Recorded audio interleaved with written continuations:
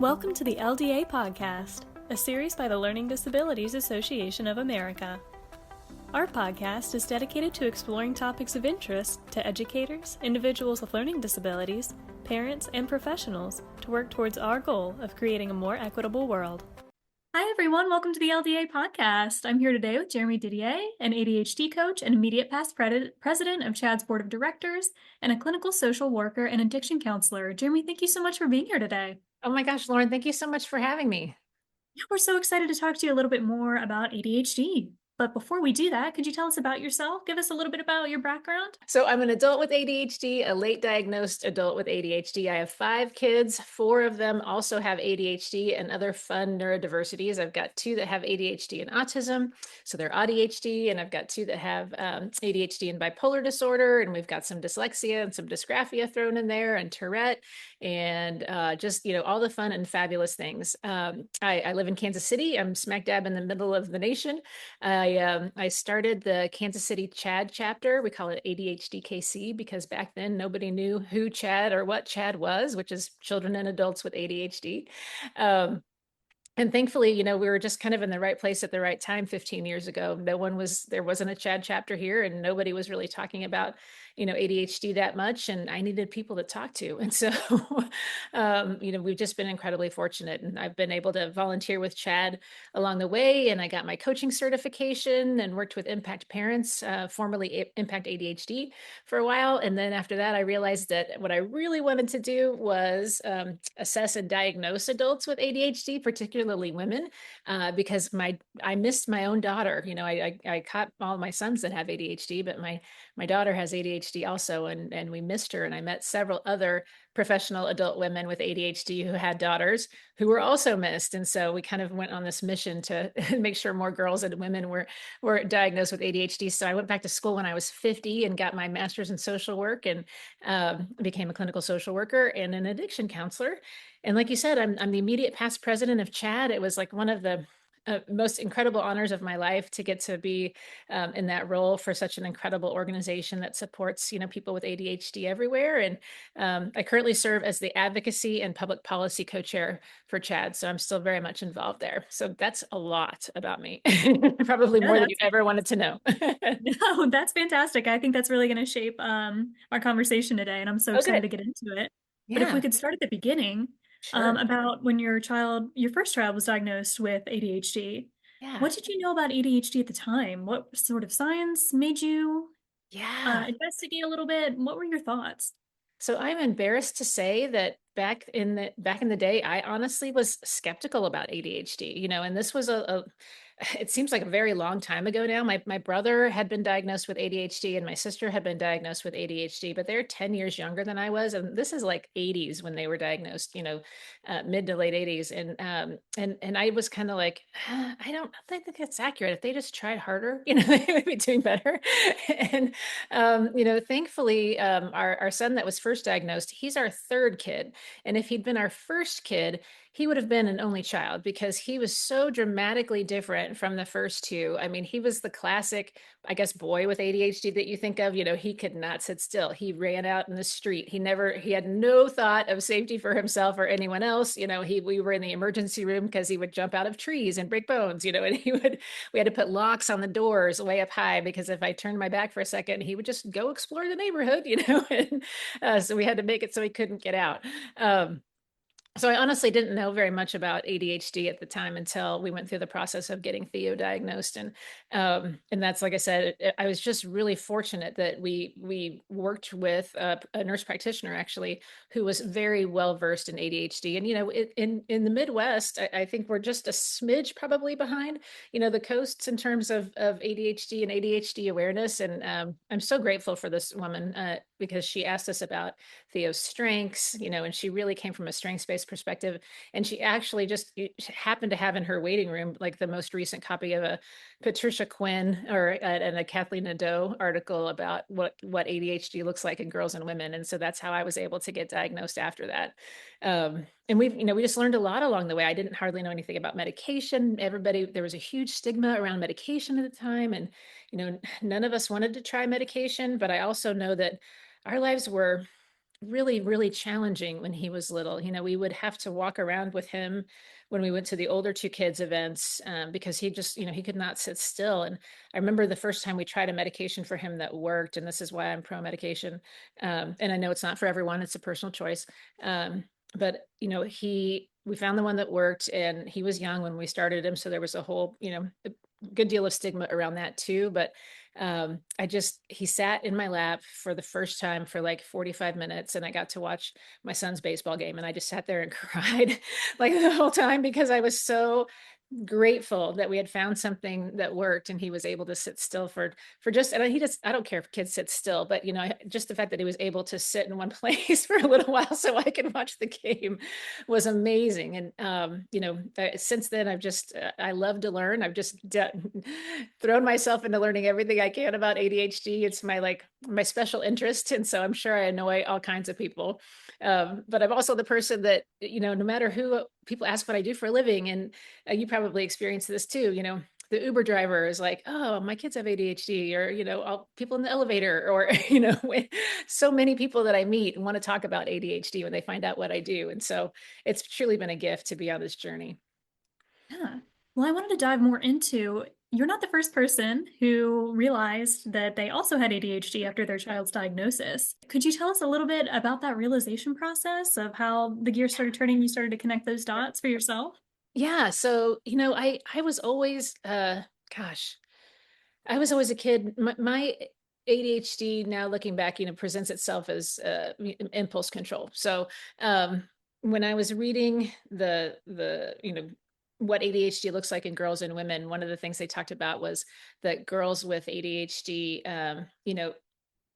aren't always hyperactive, or don't show their hyperactivity in the same ways as like boys with ADHD. But I actually was probably more like a boy than I realized. I mean, I had trouble sitting still, and I was excessively social.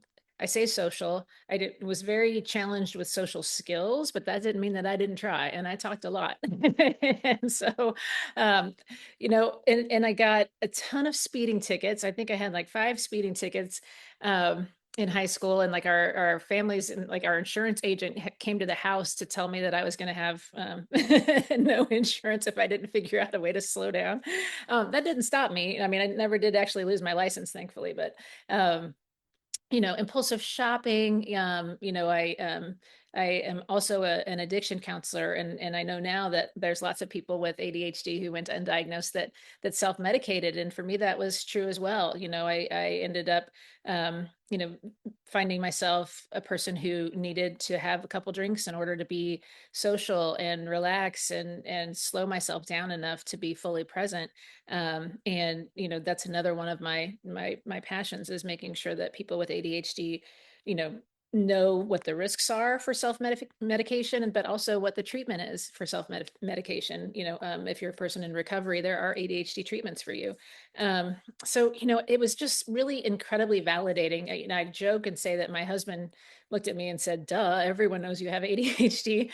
But at the time, it it just was this huge relief, like, huh, well, that's why I did all those things. That makes sense. And there is a little bit of a grieving process for me. It wasn't quite as bad as I know it's been for like clients that I work with, because I was good at school. I didn't have a problem academically. It was always top of my class, and always able to follow through and and finish the big things for the most part. um, but I have seen, so many people wonder what might have been, if I'd been diagnosed as a kid and had those supports. And for me, I can't think that way, because I don't think it's even possible that it could have happened. It's just, I grew up in the 70s, and so it just wasn't talked about then. There was no one who was looking. And and so my heart goes out to my clients like in their 30s and 40s who truly may have been diagnosed younger, if had someone brought it up or mentioned it or been paying attention. And it's incredibly frustrating for them too. But that grieving process is an important piece of going through an ADHD diagnosis. But for me, it was very validating, and also inspiring, to find ways to ensure that future girls and women didn't have to go through the same struggles that I went through. Yeah. Well, and I'd love for you to expand a little bit on ADHD in girls and women too and what you've learned. Yeah, well, I'm sure. I mean, that people talk about it all the time now. Girls and women are missed most of the time for lots of reasons. One, women are. I always like to say women are smarter than men, but that's not accurate.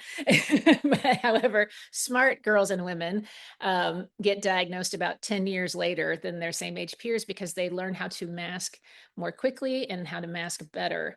They know that there's something different, and so they spend a lot of time watching the other girls and women and boys and men around them and learn how to pretend like they're normal, whatever normal is. They fake those kind of social interactions, and they get very good at, it's almost a trauma response. They get very good at reading a room and recognizing what's going on for people, so that what part of you is supposed to show up or which mask to put on.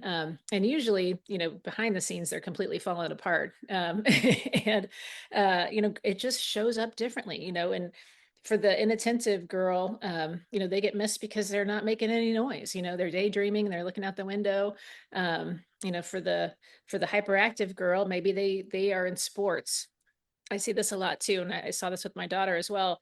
We had her; she was in a sport pretty much year round, different sports, but always had that exercise. And we now know that exercise can sometimes act as a stimulant medication in some ways in terms of symptom management.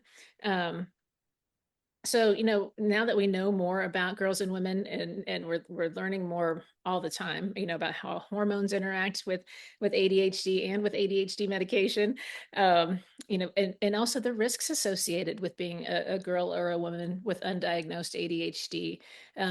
The negative life trajectories and the potential awful outcomes for girls and women that get missed they're devastating. I mean, they're significantly worse than those for boys and men with undiagnosed ADHD.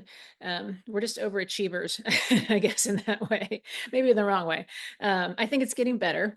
All the studies, up until recently were only done in boys and men, and so thankfully now we've got many more studies that have girls and women. We don't have any that focus on our non-binary or our transgender population, which we absolutely need to rectify soon. And there is I don't know the exact percentage, but I would say there's a high number of individuals with neurodiversity in the transgender population as well. So that's something that I think we want to look at too. Just we don't have any norms or standards for assessing there, and still a lot of work to do, but it is getting better. So that's good. Yeah, no, I'm so glad you brought that up. Yeah. And to switch gears a little bit into parenting. Ooh.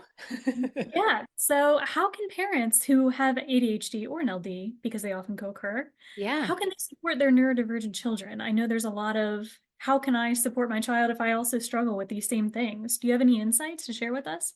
I mean, I can tell you what we did, and I can tell you some things that have worked for us and for others. I mean, the first thing is treat your own ADHD and your own LD. Because it's that awful cliche now, but you can't you got to put your oxygen mask on first, or you can't drink from an empty cup, whatever.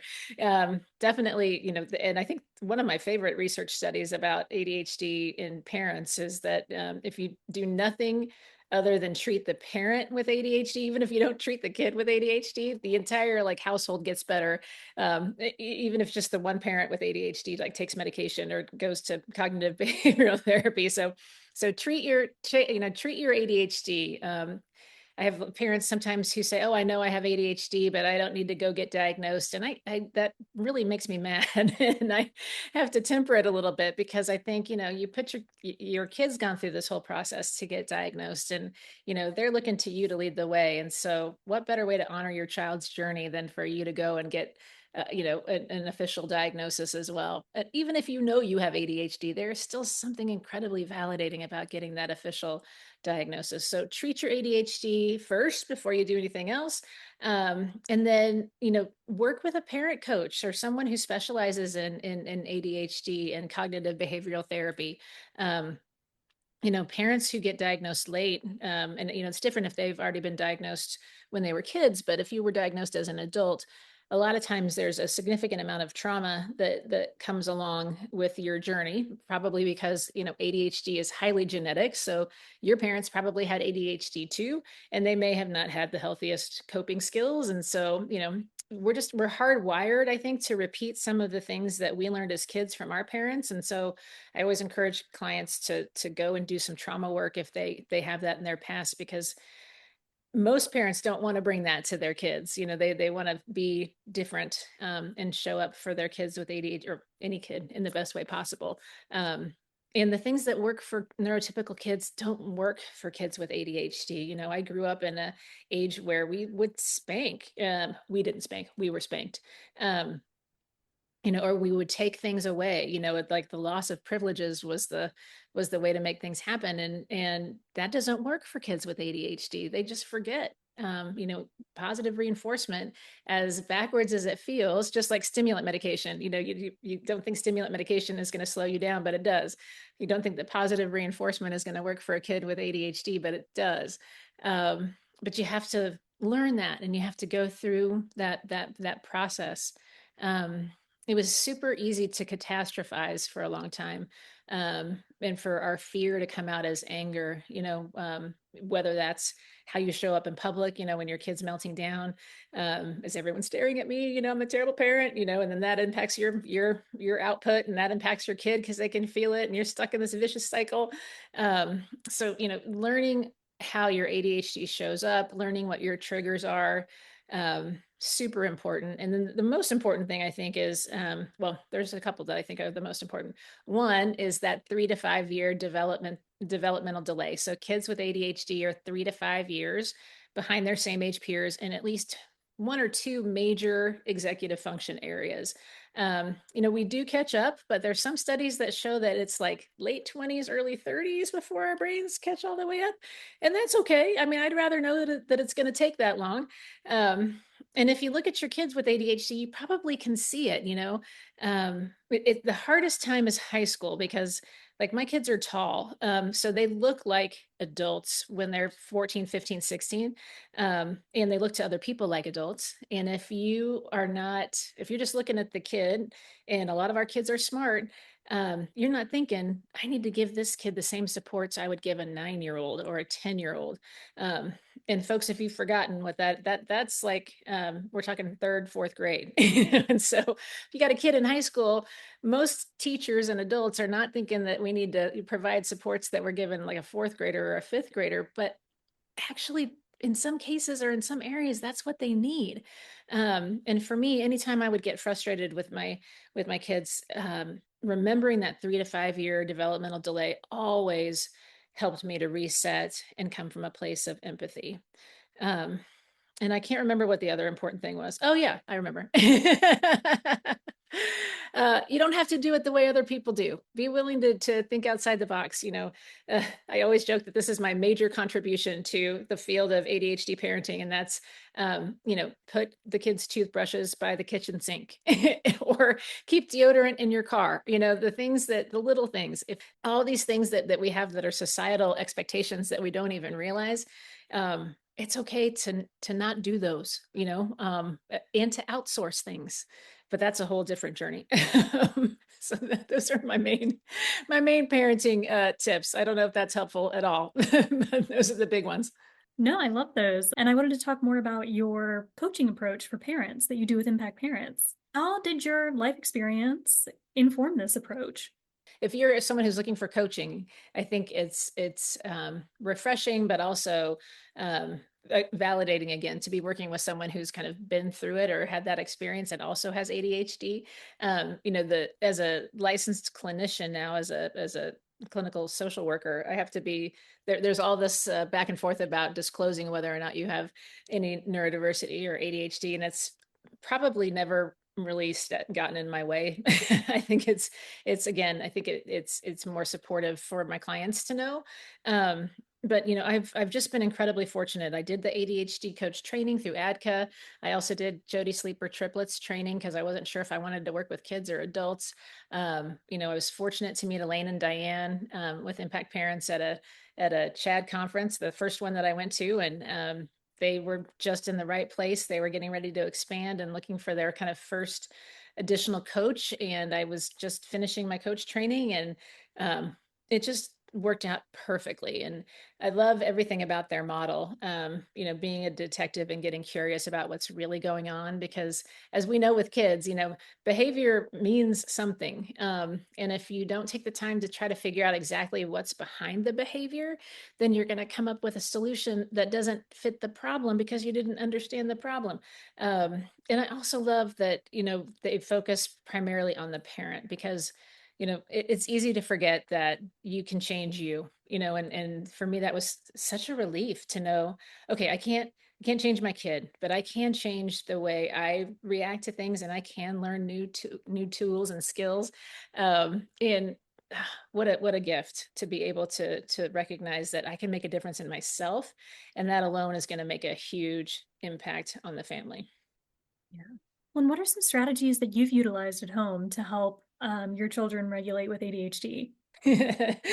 um, we've gotten pretty good at recognizing triggers, and I have, like I said, I have 5 kids. My oldest is now 27, so 27, 25, 22, 20, and then we have a surprise kid. We have an 11-year-old. And so first of all, I just want to say that we've done none of this perfectly. And the only reason that I feel comfortable sharing some things is just that we've kind of made it to the other side on a lot of things, but not all the things. um the some of the things that I shared earlier are the parenting strategies that have worked. But in terms of emotional regulation, you know really recognizing and respecting the triggers. My sons that have ADHD and autism would get so upset and have these really impressive meltdowns where, I mean, full blown, full body, like throw yourself on the ground, throw things against the wall, really violent things where I was almost embarrassed to talk about it with other people, because I was sure that things like that weren't happening in other people's houses. And thankfully, through our ADHD support group, I found out that stuff like that does happen in other people's households. But there was always a sign that something was wrong. Like, I could, if I break it down, I could go back and I could always see when they were starting to get agitated. And a lot of times it was changes in routine. Shocking for people with autism. Sudden changes in routine, transitions, taking away the electronics without a warning, that kind of thing. But I could also, he as they got a little bit older too, they were able to recognize when they were feeling like they needed a break, or that they were getting emotional too. So kind of between the two of us, we were able to come up with some strategies. And if Theo had said, I need a break, or I needed to go to my room, we needed to let him go, because if he didn't go, and he was asking, I mean, he was being upfront and saying, I need this now. I feel like I'm not safe, and I need to go to my room so I can calm myself down. And if we gave him that opportunity, then he would go to his room and calm down. If we didn't, then we were sorry. It wasn't like, I don't want to say it like a threat, because it wasn't that at all. It was a recognition that he was getting upset, and that he needed to go someplace and calm himself down. And he was able to do that if we gave him the chance to do that. And I think initially we thought he just wanted to get out of being in trouble or something, and so we didn't give him that grace. And learning that was huge. Checking to make sure your kid is eaten is a big one too, especially with the meds.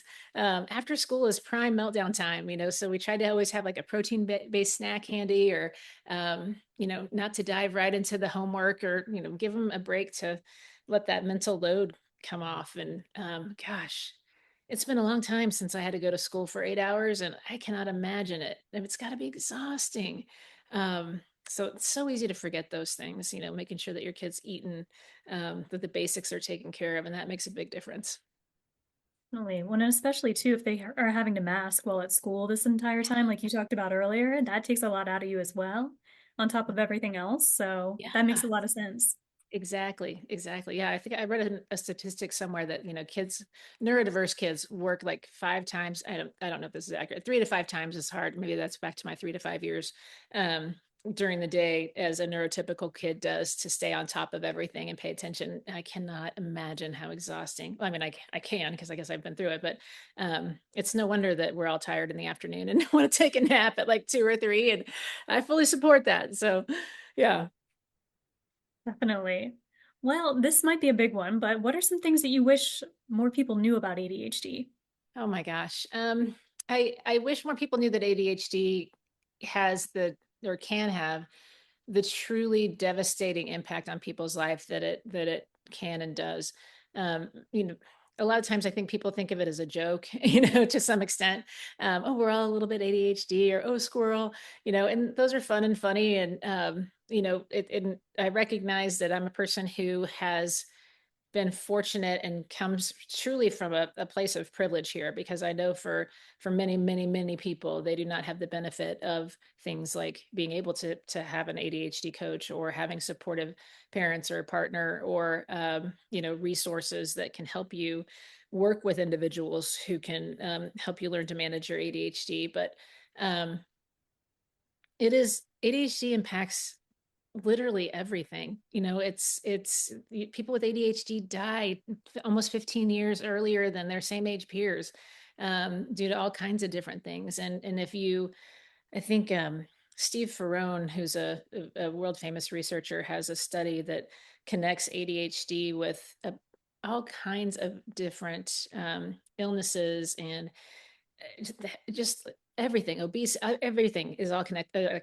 Cardiac issues in women. I mean, it is a very serious issue, and it's also the most treatable chronic mental health condition out there. There's almost no other mental health condition that has medication that works 80% of the time, and that you can stay on, and that has we have therapies that we know work, and executive function training that we know works, mindfulness, meditation, exercise, all these things help make ADHD symptoms more manageable, even to the point where, like, over time, if you're in a good space and you're on the right medicine, and doing all those other things, and life isn't, too dramatic, you can take a test for ADHD and come back as not having it. And so few people realize that. But if you are not managing your ADHD, or if you've gone undiagnosed, I mean, it's 5 times the chance of suicide. You're 4 times more likely to become addicted to something. Unplanned pregnancies, getting involved with the justice system, getting fired, ending up in multiple relationships, being underemployed, undereducated. The impulse control and emotional regulation are huge things. And so it can truly be a devastating developmental disorder for people who don't recognize it as such. And that I would just like for more people to understand that. Definitely. Mhm. Jeremy, before I let you go, is there anything that I didn't ask that you want to talk about, whether about your work as a coach, as a parent? Gosh, I think I would just like to say, organizations like LDA and CHAD are fantastic, because they are there for, parents who and individuals who want help and want support. And, I think when you get a diagnosis, it can be kind of scary, and you go online and you look, and there's like 500 million hits, and you don't know where to start. Start with the evidence-based people, start with with LDA and with CHAD. There's only really a few organizations out there that are truly purely evidence-based, and community based organizations. And those are always the best places to go, because that the information and resources that you're getting are based in science, and in the latest science. And there's just this incredible community. I can't say enough how powerful it is to know that you're not alone. Back in the day when Theo was first diagnosed, and crazy things were happening in our house, and you feel very alone and embarrassed and ashamed. And being able to go to a peer support group, or an online meeting, or just listening to speakers talk about, or even just trailing through the magazines on the CHAD website or the LDA website, and reading articles from other people, and knowing that what I was experiencing is not unusual for people with ADHD, who have kids with ADHD, was so affirming, and so just positively reinforcing that it made all the difference in the world. And there's nothing more passionate than a parent trying to get something for her kid. And so keep in mind that there's a lot of people out there that feel that way, but also who if you want to volunteer, Chad and LDA are both great places to come and share that passion because, it feels good to give back. So I think I just wanted to touch on the importance of advocacy organizations like LDA and Chad and put in a plug for those. Absolutely. We appreciate it. Yeah. Where can people go to learn more about you? Yeah, so chad.org is our big website. If you're in Kansas City, I'm at treehouseadhd.com, but chad.org is the big one, or adhdkc.org, which is our local Chad chapter. And we'd love to see you. All of our meetings are virtual. We have some that are in person, but you can join us anytime. Thank you so much for talking to me today. This has been great. Of course. Yeah. Thank you so much for giving us your time and your experience. This was such a great conversation. Thank you. Thank you for listening to the LDA podcast, which is made possible through the support of our members and donors. To make a donation or to get valuable resources and support, visit ldaamerica.org.